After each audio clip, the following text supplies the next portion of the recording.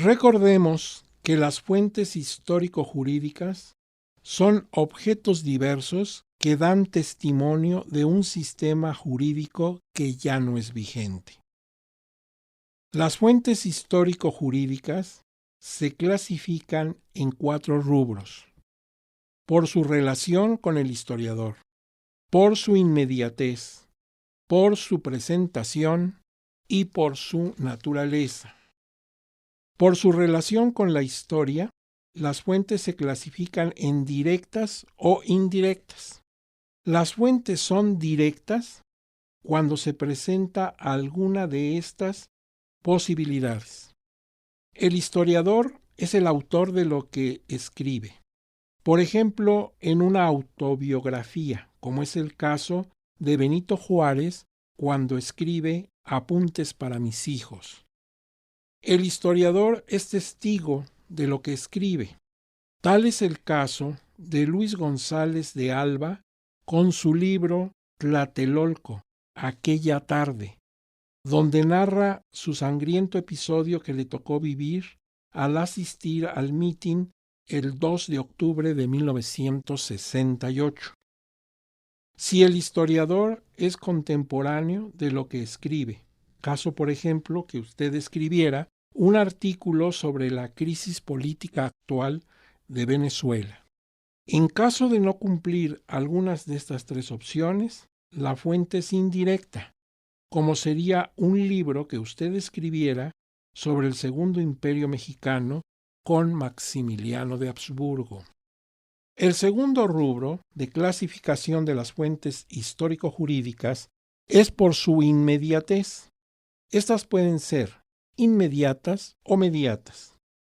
Las fuentes son inmediatas cuando el dato que se busca se proporciona con la sola consulta de la fuente.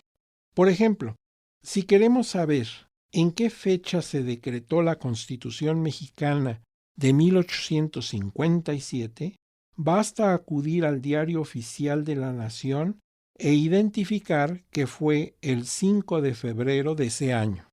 En cambio, una fuente es mediata cuando debe buscar un dato determinado sacando deducciones al respecto. Por ejemplo, cuando al leer en el Cantar de Gesta del mío Cid el pasaje relativo a la afrenta de Corpes, deduzco cómo era cierto la existencia legal en la Edad Media española del reto y del duelo para saldar vulneraciones al honor de una familia, situación hoy prohibida de hacerse justicia por propia mano si vemos el texto del artículo 17 de la Constitución Política de los Estados Unidos Mexicanos. Por el rubro de presentación, las fuentes pueden ser gráficas y no gráficas.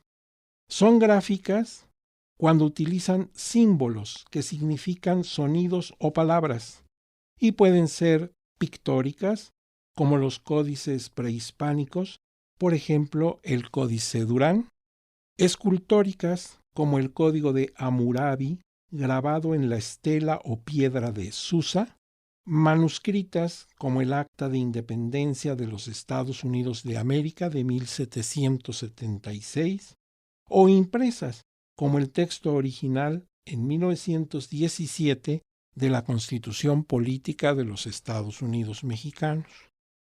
Las fuentes no gráficas no contienen este tipo de mensajes, por lo tanto pueden ser filológicas, que consisten en analizar el origen etimológico de una palabra, como es el caso de la palabra patrimonio, derivada del latín patrimonium, conjunto de bienes administrado por el padre de familia, quien en general, en la época romana, era el único responsable del manejo de los bienes y el dinero. Objetos diversos, como son instrumentos de tortura, medallas, monedas, etc. Folclor jurídico, conformado por caricaturas, como las calaveritas de José Guadalupe Posada, que hacen ironía de las modas y costumbres porfirianas. Refranes, como el dicho castellano de ni comer sin beber, ni firmar sin leer. Canciones que manifiestan el sentir popular ante una realidad existente, como el caso de Los Cangrejos, que hacían burla de los conservadores imperialistas en la época del Segundo Imperio, encabezado por Maximiliano, etc. Fuentes orales, es decir, pensamientos transmitidos de boca en boca, como cuando se recoge el testimonio de personas que vivieron un acontecimiento histórico-jurídico, como puede ser grabar una entrevista a los sobrevivientes de la tragedia de San Miguel Canoa, Puebla, en 1968. El último rubro de clasificación de las fuentes histórico-jurídicas es por su naturaleza, subdividiéndose en jurídicas y no jurídicas. Las fuentes jurídicas en alguna ocasión constituyeron una fuente formal del derecho. Por ejemplo, el texto de las 7 leyes constitucionales de México en 1836. Por su parte, las fuentes no jurídicas nunca fueron derecho. Por ejemplo, un periódico del siglo XIX. El trabajo cotidiano de un historiador en general y de uno de la historia del derecho en particular consiste en encontrar la veracidad de los hechos que analiza, por lo cual las fuentes de información a las que acuda deben en primer lugar ser fidedignas. Por ello el historiador debe tener la habilidad y conocimiento suficiente para identificar las fuentes auténticas de las apócrifas o falsas, para descartarlas.